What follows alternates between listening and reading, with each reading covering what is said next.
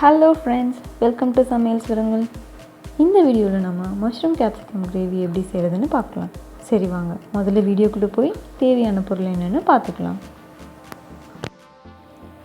முதல்ல மஷ்ரூமை வாஷ் பண்ணி கட் பண்ணி ஒரு கப் அளவு எடுத்து வச்சுக்கலாம். இது பட்டன் காளான்னு சொல்லுவாங்கள்ல அது. அடுத்து கேப்சிகம் 3/4 கப் அளவு இந்த மாதிரி டைமண்ட் ஷேப்பில் கட் பண்ணி வச்சுக்கலாம். அடுத்து பெரிய வெங்காயம் 2 கட் பண்ணி வச்சுக்கலாம். தக்காளி 3 இதையும் கட் பண்ணி வச்சுக்கலாம். அடுத்து மல்லி 1/2 டீஸ்பூன் அளவு. அடுத்து காஞ்ச மிளகாய் 2 அல்லது 3, வசம்புக்காய் ஒரு சின்ன துண்டு போதும், அப்புறம் ஏலக்காய் 1. அடுத்து இஞ்சி பூண்டு பேஸ்ட் 2 டீஸ்பூன் அளவு, நறுக்கின வெங்காயம் கொஞ்சம், நெய் அல்லது வெண்ணெய் 1 டேபிள் ஸ்பூன் அளவு, உப்பு தேவையான அளவு, மிளகாய்த்தூள் 1 டீஸ்பூன் அளவு, எண்ணெய் 2 டேபிள் ஸ்பூன் அளவு. அடுத்து பால் 1/2 கப், பசும்பால் இல்லாட்டி தேங்காய் பால் கூட எடுத்துக்கலாம். அடுத்து வெந்தயப்பொடி 2 பிஞ்ச், பாலும் வெந்தயப்பொடியும் ஆப்ஷனல். அடுத்து நறுக்கின கொத்தமல்லி கொஞ்சம், கருவேப்பிலையில் கடுகு 1 டீஸ்பூன் அளவு, மஞ்சள் தூள் 1/4 டீஸ்பூன் அளவு. இப்போ நம்ம ஒரு பேனில் எண்ணெய் விட்டு சுடு பண்ணிக்கலாம். எண்ணெய் சூடானதும் இதில் நம்ம ஆல்ரெடி கட் பண்ணி எடுத்து வச்சுருக்க மஷ்ரூம்ஸை போட்டு ஒரு 2 நிமிஷம் வதக்கிக்கலாம்.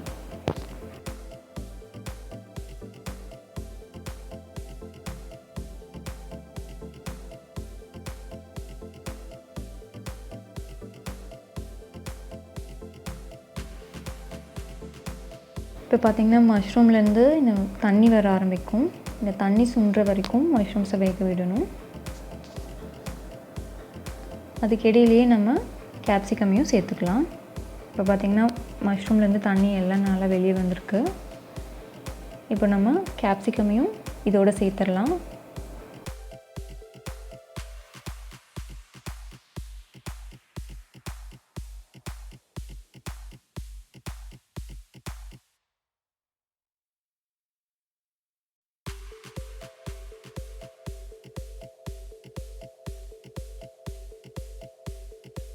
இப்போது மஷ்ரூம்க்கும் கேப்சிகம்க்கும் தேவையான அளவு உப்பு மட்டும் இதில் சேர்த்துக்கலாம்.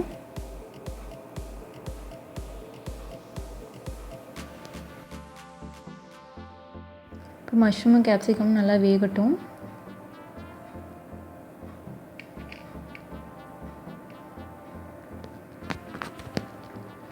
இப்போ மஷ்ரூம் கேப்சிகம் நல்லா வெந்திருக்கு. மஷ்ரூமில் இந்த தண்ணியெல்லாம் சுண்டிடுச்சு. இப்போ இதை நம்ம ஒரு பிளேட்டில் போட்டு ஆற வச்சிடலாம்.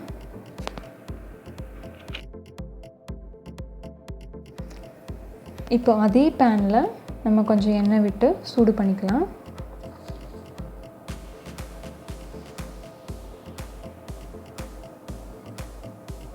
இப்போ நம்ம இதில் மல்லி சேர்த்துக்கலாம்.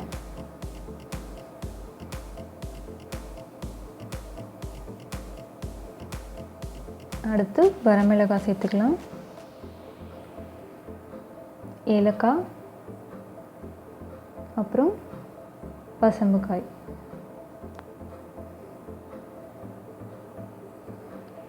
இப்போ இதை கொஞ்சம் வதக்கிக்கலாம்.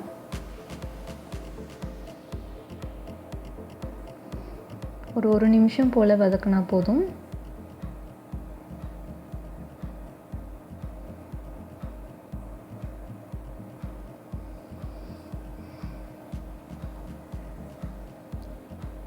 இப்போ இதில் இஞ்சி பூண்டு பேஸ்ட்டையும் சேர்த்துக்கலாம். அடுத்து வெங்காயமும் சேர்த்துக்கலாம். இப்போது வெங்காயம் நல்லா வதங்கணும். அதுக்கப்புறமா தான் தக்காளி சேர்க்கணும்.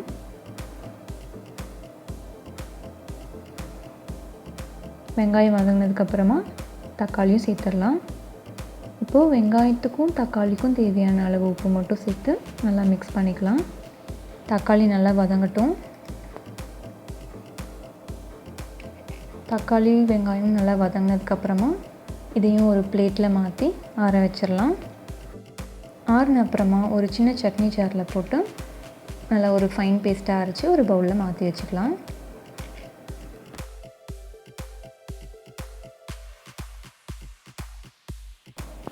இப்போ நம்ம அதே பேனில் கொஞ்சம் வெண்ணெயோ இல்லை நெய்யோ விட்டு சூடு பண்ணிக்கலாம்.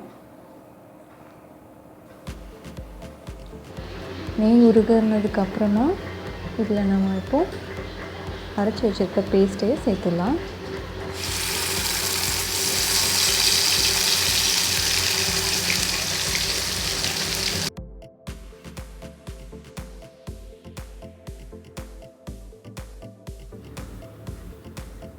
இப்போது மிளகாய்த்தூள் சேர்த்துக்கலாம். அடுத்து மஞ்சள் தூள் நல்லா மிக்ஸ் பண்ணி விட்டுக்கலாம்.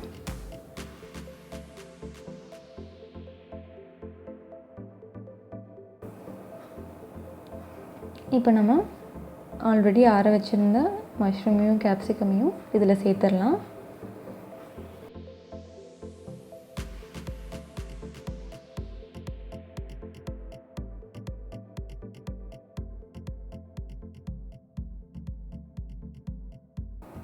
இப்போது இதில் வந்து பார்த்திங்கன்னா மஷ்ரூம் கேப்சிகம்க்கு தனியாக ஆல்ரெடி உப்பு சேர்த்துருந்தோம், அந்த பேஸ்ட்டுக்கும் தனியாக உப்பு சேர்த்துருந்தோம். ஸோ இனி இதுக்கு மேலே உப்பு சேர்க்க தேவையில்லை. இப்போ நம்ம தண்ணி சேர்த்து கிரேவியை கொதிக்க விடணும். ஒரு 3லேருந்து 5 நிமிஷம் போல் ஆகும்.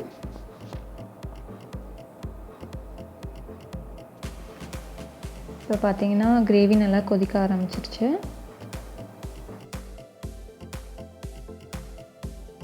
இந்த ஸ்டேஜில் நம்ம ஃப்ளேமை ஃபுல்லாக ரெடியூஸ் பண்ணிவிட்டு பாலை கொஞ்சம் கொஞ்சமாக சேர்த்து கலக்கி விடணும். ஃப்ளேமை ஹைலே வச்சுட்டு பால் சேர்த்தோன்னா திரிஞ்சு போக சான்ஸ் இருக்குது. அதனால் ஃப்ளேமை ஃபுல்லாக லோவில் வச்சுருங்க. பால் வந்து ஆப்ஷனல் தான். பாலுக்கு பதிலாக நீங்கள் 1/2 கப் தண்ணி கூட சேர்த்து கிரேவியை இன்னும் கொதிக்க விடலாம். பால் சேர்த்ததுக்கப்புறமா இதில் வெந்தயப்பொடி 2 பிஞ்ச் சேர்த்துக்கலாம்.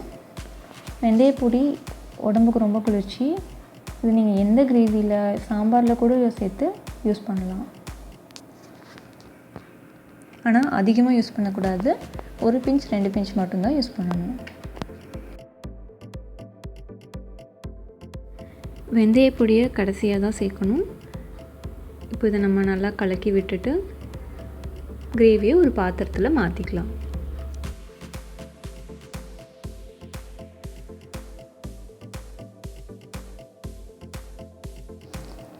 இப்போ ஒரு பேனில் எண்ணெய் விட்டு சுடு பண்ணிக்கலாம். எண்ணெய் சூடானதுக்கப்புறமா கடுகு சேர்த்துக்கலாம். கடுகு பொரியட்டும். இப்போ நம்ம கருவேப்பிலை சேர்த்துக்கலாம். அடுத்து நறுக்குன வெங்காயம்.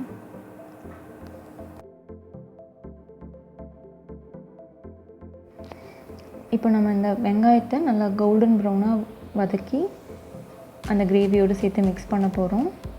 வெங்காயம் சீக்கிரம் வதங்கிறதுக்காக கொஞ்சம் உப்பு சேர்த்துக்கலாம். இப்போ வெங்காயம் வந்து பார்த்திங்கன்னா கோல்டன் ப்ரௌனாக வதங்க ஆரம்பிச்சிடுச்சு. இந்த ஸ்டேஜில் நம்ம ஸ்டவ்வை ஆஃப் பண்ணி வெங்காயத்தை அப்படியே பேன்லேயே ஒரு 2 நிமிஷம் இருக்க விட போகிறோம். அப்போ வெங்காயம் நல்லா கிறிஸ்பியாக மாறிடும். இப்போ ஸ்டவ்வை ஆஃப் பண்ணிடலாம்.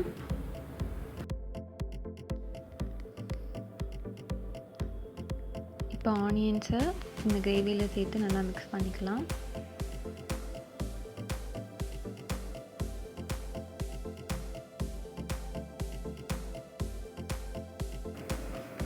இந்த ஸ்டெப் வந்து ஒரு அடிஷ்னல் ஸ்டெப் தான். இது வேணான்னா நீங்கள் ஸ்கிப் பண்ணிடலாம். இப்போ நம்ம இந்த ஆனியன்ஸை கிரேவியோடு சேர்த்து மிக்ஸ் பண்ணிடலாம். இது வந்து பார்த்திங்கன்னா லுக்கும் இந்த கிரேவிக்கு ஒரு அடிஷ்னல் ஃபீச்சராக இருக்குது.